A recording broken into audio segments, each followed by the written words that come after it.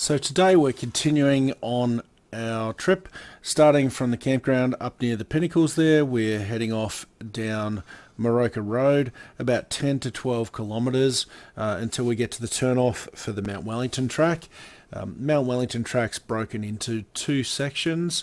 The first is about a 3-kilometre section where it then joins with the Moroka Rd track, and that's where you turn to the right and then follow the rest of the Mt Wellington Track. Now, if I'd looked a little closer at my map before starting this this section of the trip, I would have realised the Mt Wellington summit is actually partway along the Mt Wellington Track, which I didn't realise, as you'll see.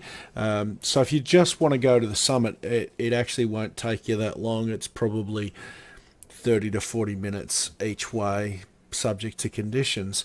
However, we pushed on past the summit to Taylor's Lookout. Now, there wasn't much of a lookout that we found there unless we were missing something. It was a great little camp spot there, though, which unfortunately I didn't capture on film. And then from there, we pushed down to Miller's Hut. We were going to push on down to the end of the track past the hut, but it was actually seasonally closed. From there, we headed back to Moroka Rd and then turned left onto Moroka Rd, followed that all the way to Arbuckle Junction, and then took the Howitt Plains Rd.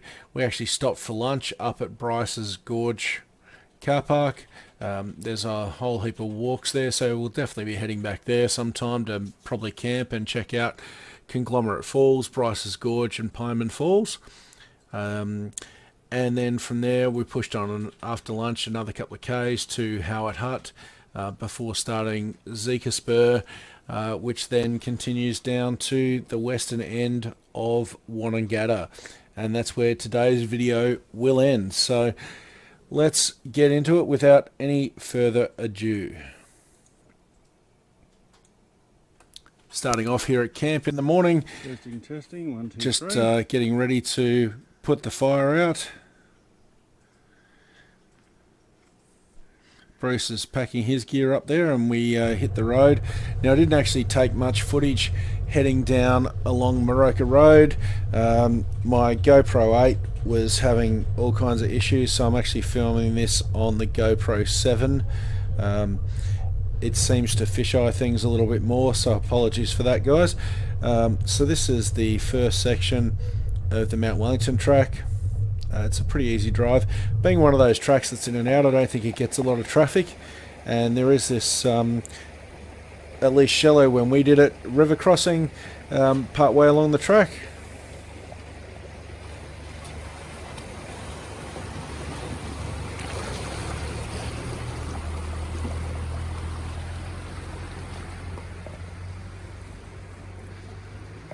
Now, I have to say that on the whole, the Mt Wellington Track wasn't as difficult as I thought it might have been, but I could definitely see that it could be much more difficult in different conditions. So here we are, turning on to the second part of the track already.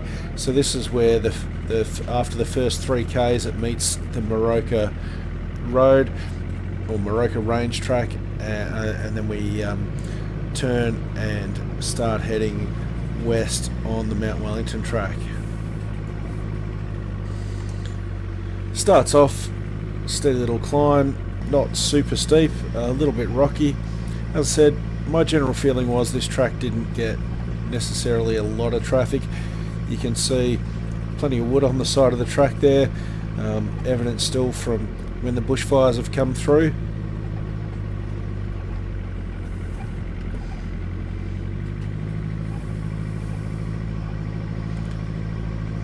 And sections of the track were a little bit off camber, a little bit of erosion, you know, maybe some ruts starting to form, but nothing terribly difficult. Lots of wood, particularly on this early section of the track, and then as you work your way up, you sort of zigzag backwards and forwards across the hill. None of it's particularly steep or particularly difficult driving. Now, on the way up to the summit, I was didn't take a lot of footage because I didn't know how much space I had left or how long the camera would keep working. So So you'll see with this video we've got some footage on the way up and then some different footage on the way back after we've been to Miller's Hut. This was one section we did find that was a bit soft. You can see people have sort of made bypass tracks here and there. Despite having had a bit of rain yesterday, it didn't look that soft. So opted to stay on the main track and just drive through.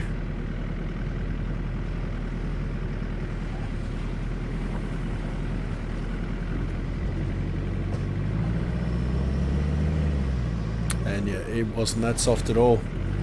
And I think I did get some footage here of Bruce driving through.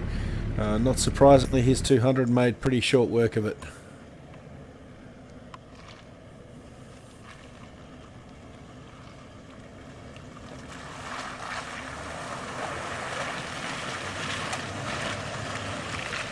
So as you can see, yeah, it wasn't soft at all, but obviously has been when you do get a fair bit of rain up this way, and likewise this section of track here, there's evidence it had been quite soft. So I think if you're going to tackle Mt Wellington and there's been a lot of rain around the time when you're looking to tackle it, I think you expect the track to be soft and a little challenging in spots.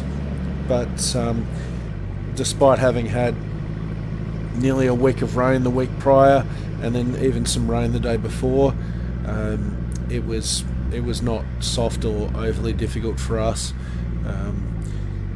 So perhaps they didn't get quite as much rain up here as other areas received. This is a pretty good representation of what the track's like most of the way. Gravelly, rocky, maybe a little bit of a clay base. And this is our first really good look at the summit of Mt Wellington, not that we knew it at the time. Again, always pays to check your maps before you jump in the car and start driving, so you actually know what you're looking for and where you're going.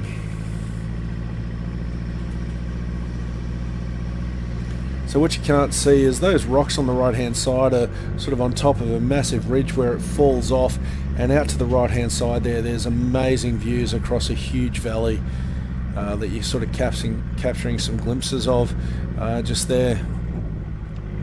And you're looking straight ahead there at the final climb up to the summit.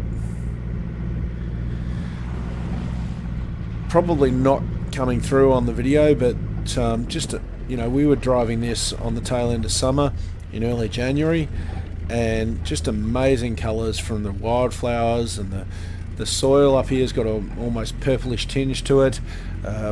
We had a cracking day. Huge contrast. Out to the right there you can see blue clear skies, and we had that massive fog bank there, or cloud coming in, very low lying cloud today. So yeah, just amazing.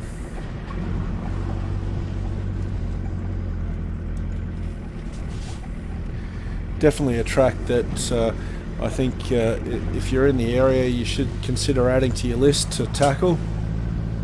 The scenery and views are well worth the effort. And I do think tracks like this that are single journey tracks where you drive in and drive out on the same track tend to get less traffic than other tracks.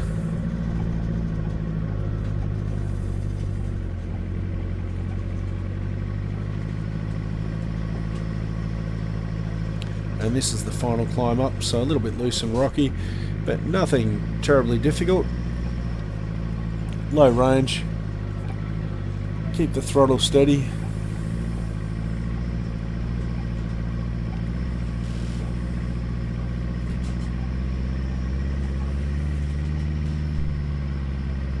And your car will do the work and climb up quite nicely.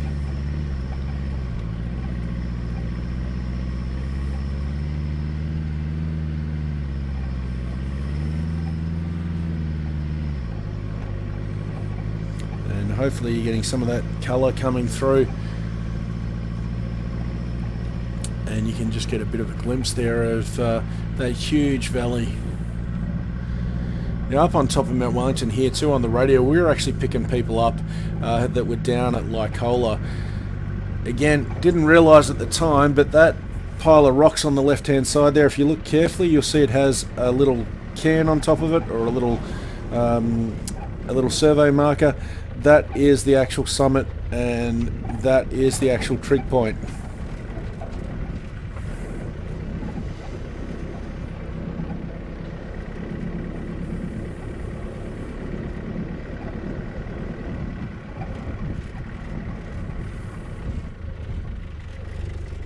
Just amazing being able to drive up to these mountains. Here we are up on Mt Wellington, apparently not actually at the summit yet. Crystal clear on one side and fog closing in on the other. We're up at about 1,640 metres here. How's the drive up, Bruce? We're good. Got a fearless leader in front of me.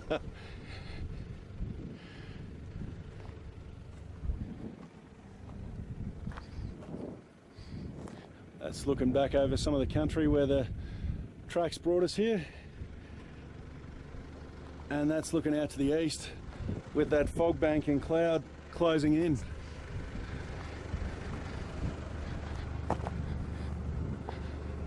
And the track continues. So let's see what it brings. This actually is the Mt Wellington summit. The track does continue on to the huts and the lookouts from here though. But we just found the trig point here on top of this rock cairn. That's the track we came in on. Cracking view, about 1,645 metres high.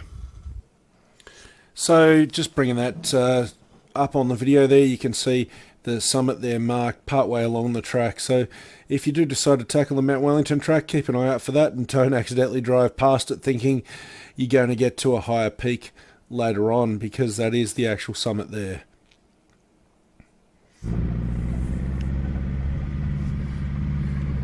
So always keen to see a high country hut, we decided to push on while we were here and try and get through to Miller's Hut.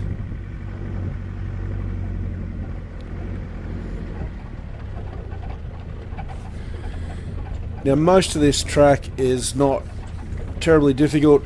It's fairly rocky, so a lot of slow driving, low range work, but nothing that your average four-wheel drive couldn't tackle, at least in the conditions we're driving in, where the track's fairly solid and fairly dry. And it wasn't too long before we started descending.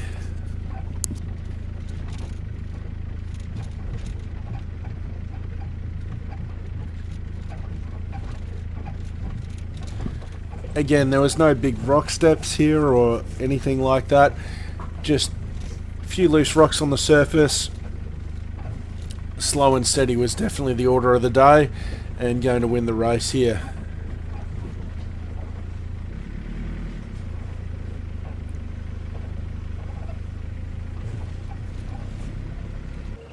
And this is... And here's Bruce coming down on the final approach to Miller's Hut.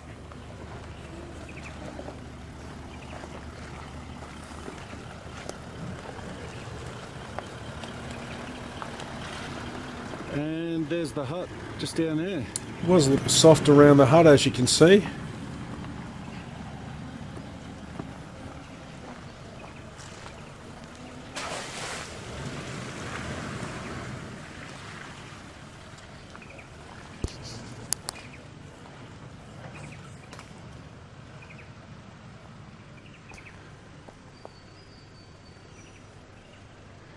And there's a few camping spots close to the hut here as well. Let's go down and have a closer look at the hut.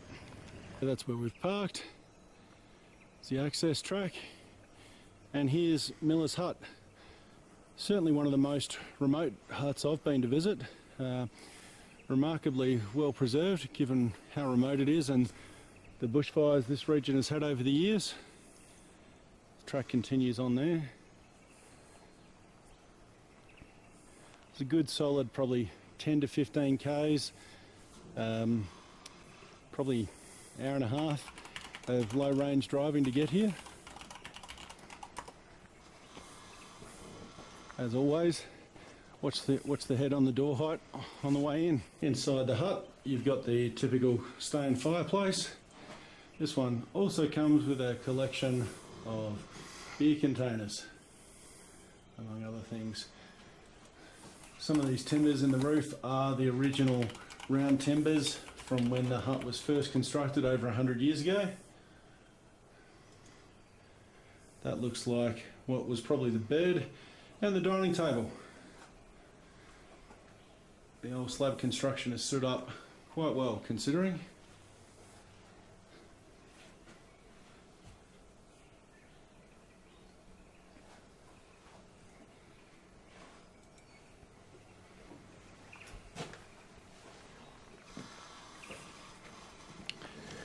Now, as I said earlier, we did decide here at the hut that we'd push on, and while we're here, follow the track all the way to the end. So just heading down past the hut now where the track continues.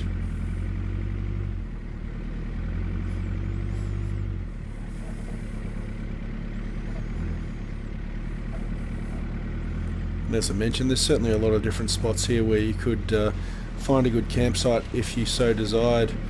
Just off to the right there, looks like one's been used.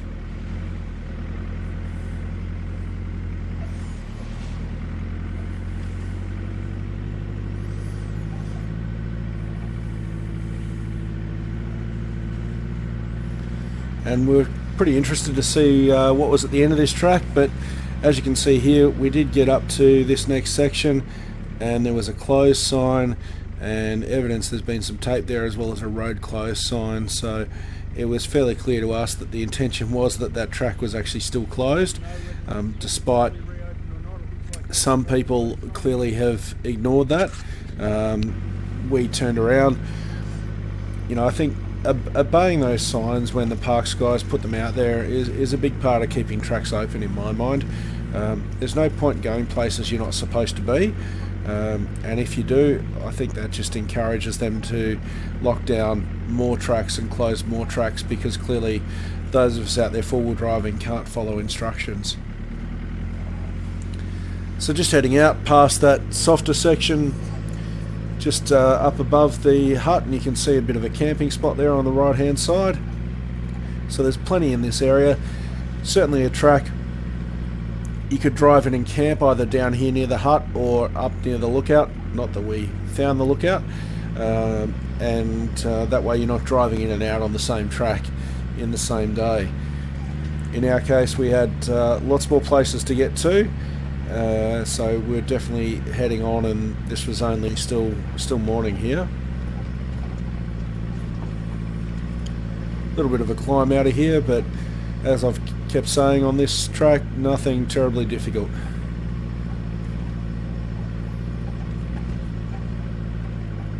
So I was really keen to make sure that I was able to capture the summit and the hut, so did film a bit more on the way out. I just wasn't sure how much space I still had for filming and whether I was going to have an issue, because this is now my second GoPro and it's the last one I've got. So just a fairly rough, uneven track, but if you take it slow and steady and you've got your tyre pressures down, it's not terribly difficult and not a big deal to drive. Some of the areas along the Mt Wellington Track actually reminded me probably most of driving Davies High Plains, like the areas south of the hut between Davies Plain Hut and Limestone Creek Campground, so driving through there. Just some wide open vistas at a fairly high altitude.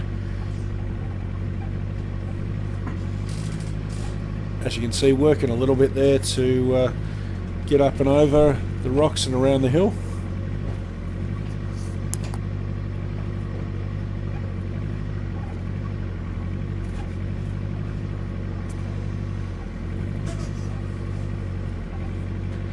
But yeah, you certainly wouldn't call these rock steps.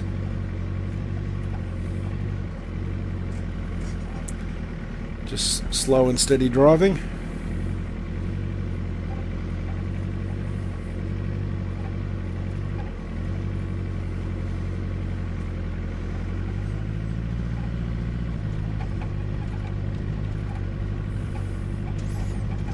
And this section here is actually where off to the right there heads out to what they call the lookout. As I said, we didn't see the lookout, but there was a cracking little campground down the end of that track, nestled in amongst some trees and nicely sheltered, so well worth checking out. And we're back up on the ridgeline heading back towards the summit, and again you can see that valley out to the left there. Just lots of rock everywhere on this track, a little bit of gravel, but for so much of the track you've just got these amazing views out across the hilltops in this area. You can see we're getting closer and closer to that cloud bank. Visibility was reducing markedly.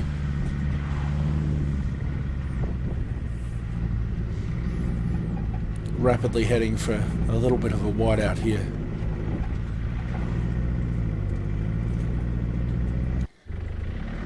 So this is the final approach back to the summit on what would be, I think, the western side of the summit. There's that belt that I needed to get serviced.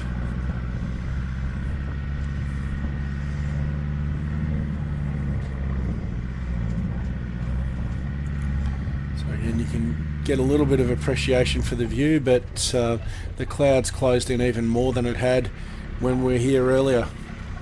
This is probably 45 minutes to an hour later.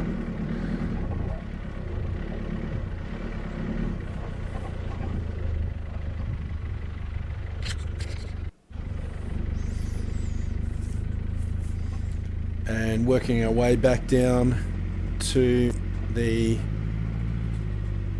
Moroka Rd. We've just come across this soft muddy section again, which, yeah, wasn't that soft. Again, slow and steady was winning the race there.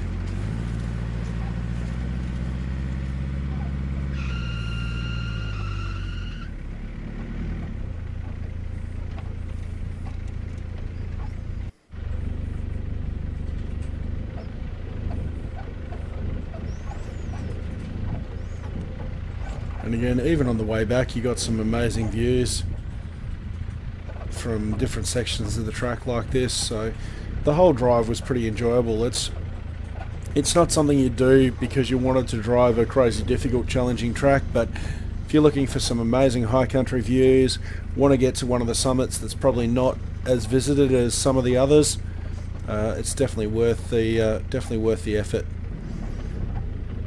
As I said, there's a lot of these little switchbacks as you work your way up and down the range here.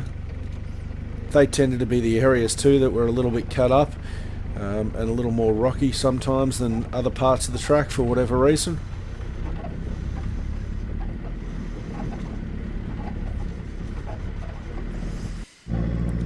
And then this is the section of track that I didn't get a lot of footage on the way in, so this is the first part of the first 3 kilometres of the track there between Moroka Rd and the turn off where the track meets the Moroka Range track. So this is a really nice easy drive. You could drive this in a 2-wheel drive car really. Looks like the bushfire wasn't quite as severe down here, and certainly some evidence of recovery. And the early section of the track here really felt fairly enclosed and sort of felt like the track didn't actually get that much traffic. We did see, I think, 2 other vehicles on this track while we were driving it, and we also ran into a couple of guys on trail bikes, but we certainly didn't see a lot of people while we were here. And this is the tail end, or the beginning, however you choose to look at it, of the Mt Wellington Track, where it joins back onto the Moroka Rd track. Moroka Rd, it's not a track. So yeah, just off this corner there, and it is signposted, so fairly easy to find. And as I said, from there we followed the Moroka Rd all the way to Arbuckle Junction before heading up Howitt Road to Bryces Gorge, where we did have lunch. Now, I didn't actually take any footage there,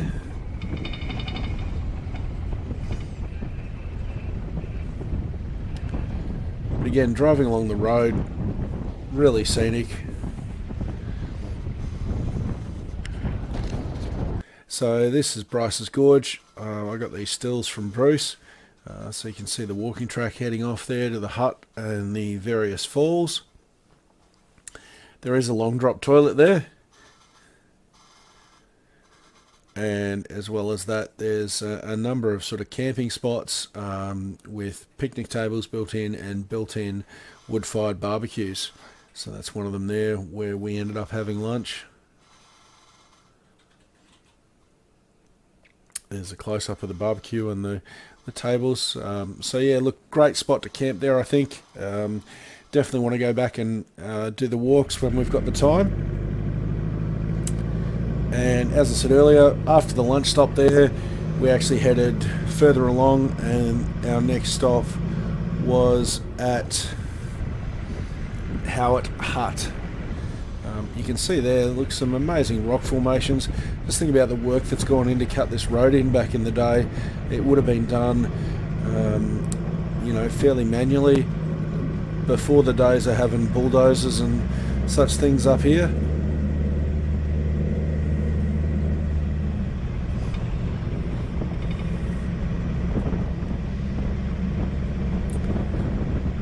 And Zeka Spur track is almost at the end. So Bruce and I both saw this guy, but Bruce was able to stop and get some footage of him. As I've put there, dingo or wild dog? What do you think?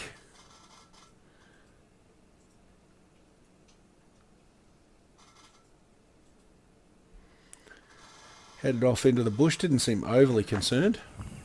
Just pulled in here to Howitt Plains Hut, another fairly well maintained original tin hut.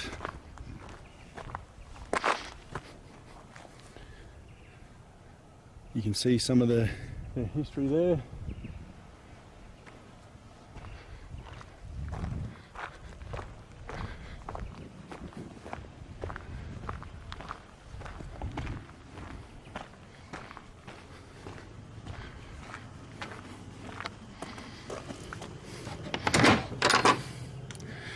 Typical low entrance for a hut.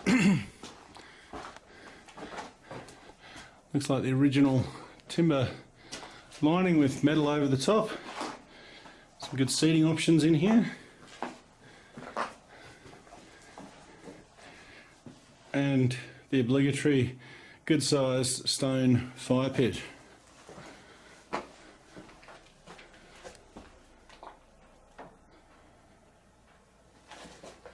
Great to see another high country hut maintained and accessible to inspect. So what we have there is the topographic map of Zeka Spur with the start of Zeka Spur and the end of Zeka Spur noted by those red circles. You can see there how much it actually switches backwards and forwards in the early section of the track, and you can possibly see there from the end of one of those hairpins where the old track used to go. We'll cover that off anyway, but here we are right at the start. A little bit rough and soft at the start, which is consistent with how I've seen this track in the past. I have driven this track one time before. That was back in either very late 2019 or early 2020, and when I drove it then, it was very similar to how it is now, which is to say it's not the Zeka Spur track that I've heard about, and it certainly, I don't believe, deserves the difficult rating that is still on the HEMA maps, at least the ones I have. I've heard stories of massive rock steps and those sorts of things. None of that is the case anymore. It's actually a much easier track to drive than I think it used to be. Keep in mind, I'm saying that never having driven it in any other condition than how it is now. The first section, as I mentioned, looking at the map there, it seems like every 100 metres there's another 180 degree hairpin to turn around and come back. It does give you some good different views across the valley and other parts of the high country, and it is a fairly scenic track. It is a track that's got a lot of gravel and rocks on it. Not that they make it difficult, just you do get a fair bit of vibration, your suspension gets a good workout, so it's worth keeping that in mind. And as I said, you do get some good views there.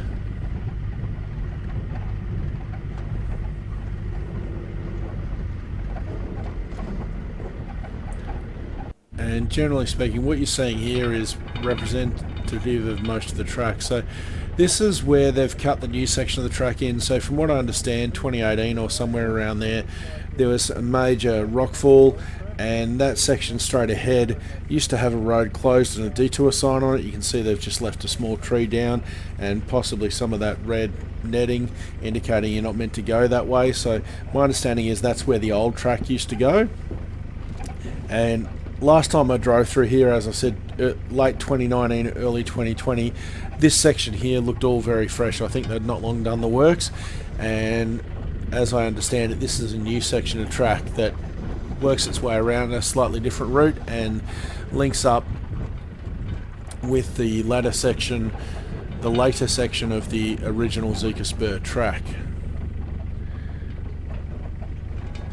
As you can see, it's consistent in there's plenty of these 180-degree switchback turns as you work your way down the side of the hills, and you can see there straight ahead of us the line of the old track running cut into that hillside there above those tree ferns. Evidence of a bit of a rock slide there on the left hand side, which I think is something to do with the old section being closed. I don't think you can see it on the video because it comes in from behind on the left hand side, but as you work your way down here you do actually get to see where that old section rejoins. One thing we did find was there was a lot of trees down, a lot of wood down on the track, but obviously Zeka Spur gets plenty of traffic, so like you just saw there, somebody had been through before us and cut all these, which was great. Made for an easy drive for us. You do seem to spend almost as much time climbing as you do descending on Zeka Spur because you work your way over a series of ridges. Amazing collections of tree ferns and those sorts of things, so it's quite a scenic track in places. It's about 22 kilometres long. Now apologies if I'm repeating myself here because my mic dropped out on my first recording. Fortunately, I realised before uploading this that there was a good 10 minutes here with no commentary, so I've gone back and recorded this commentary a second time, but I may be repeating things I've said in other parts of the track, so apologies for that. One of the wider, more open hairpins here.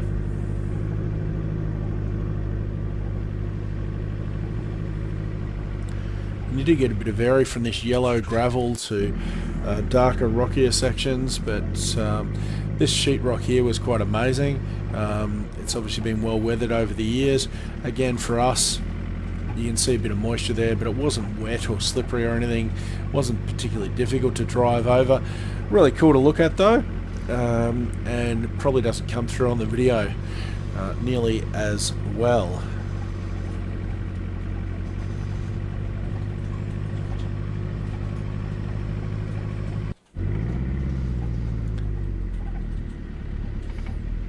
And there's plenty of these humps along the track to divert the water off the track and try and minimise the amount of track erosion that happens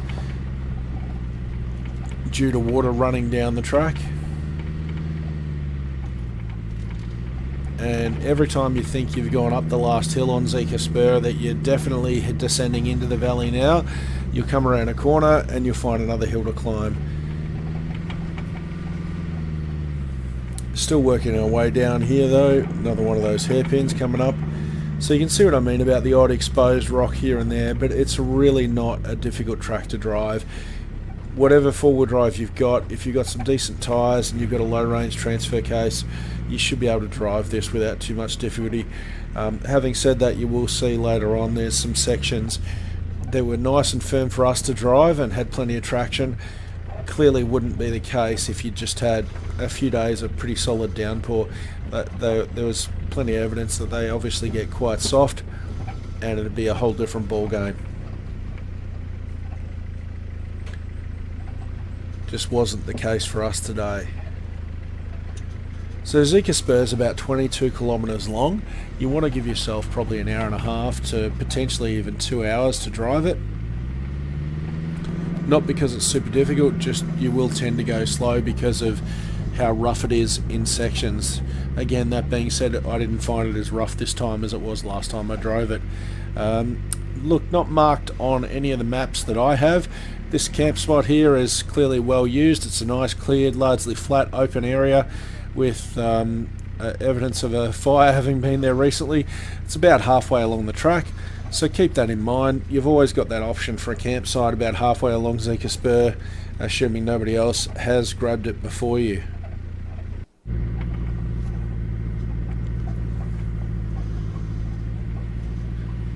As I said, there's a few sections like this where you can see some evidence of some ruts, but nothing that is going to give you too much difficulty at all in the conditions we were driving it in.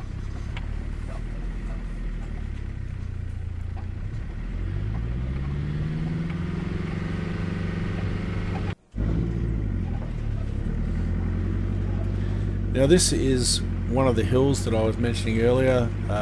You can see it's a little bit wet when we've driven it.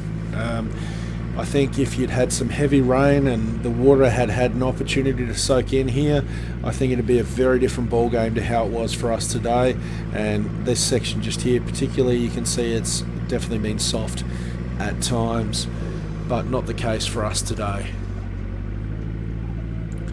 So as always, you just need to keep in mind the track conditions and drive to the conditions at the time you're there.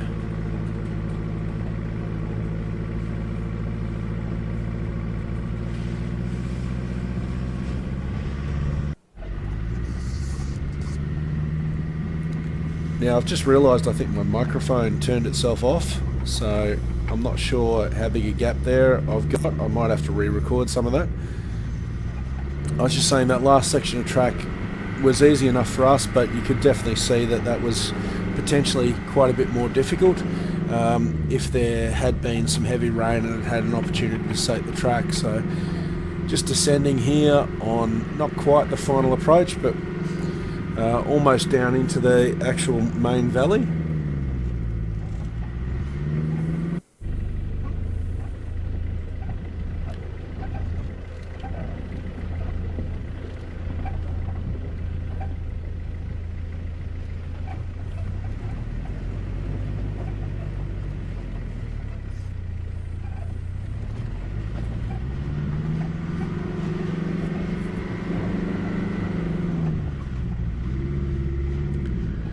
As I said earlier, you do feel like you're going up almost as much as you go down. Another hill here that I think it must have had some sort of spring under it. There was some water on the track, but yeah, again, wasn't soft or anything for us driving it, so it was just a matter of controlling your speed. These long descents like this, I do notice that the Pajero doesn't have super low gearing in first gear low range, so you do end up using the brake a little bit. For those of you who have got better gearing, you probably just roll down here quite nicely. And then once you get down to the bottom, it's a fairly easy drive along what is a reasonably wide track. So I sort of consider the entrance to Wonnangatta and where Zeka Spur track officially ends and the Wonnangatta track starts is the junction of the turn-off back towards Myrtleford. Of course, no section of this track is complete without having another little climb before you go down.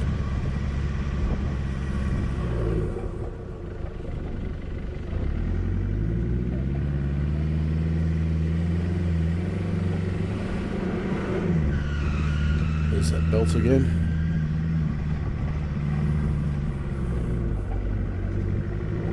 Literally just had the car serviced before this trip.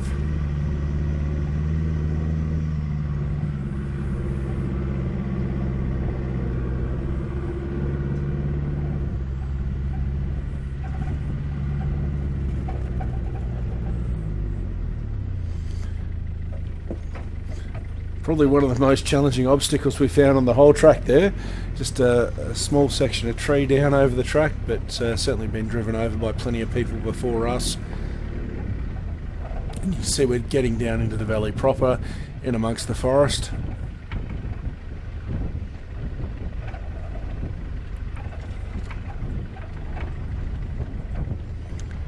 And just about there.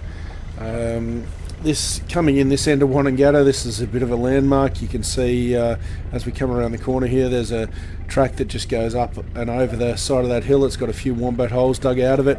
I did look at it and think about it, but Bruce was a little ways behind me, and I already know the Pajero just doesn't have the suspension travel, and we didn't have a lot of time. As usual, I packed a lot into this trip, and it was already I think about 4 o'clock, and we're just coming into Wonnangatta now, and we're planning to get home on this particular day, so still had a lot of miles ahead of us. Just up here is the turn-off to the track that takes you back to Myrtleford, crosses the river there and heads north back into Myrtleford out of Wonnangatta Valley. So this is where we pulled up, and Bruce joined me. So the next video will be the rest of Wonnangatta Valley, the homestead, and also the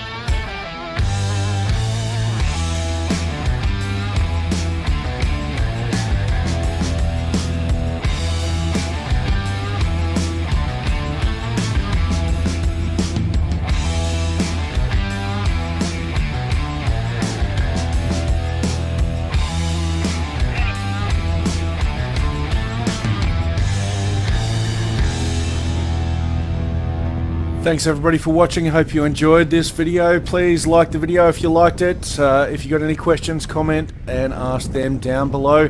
See you in the next video.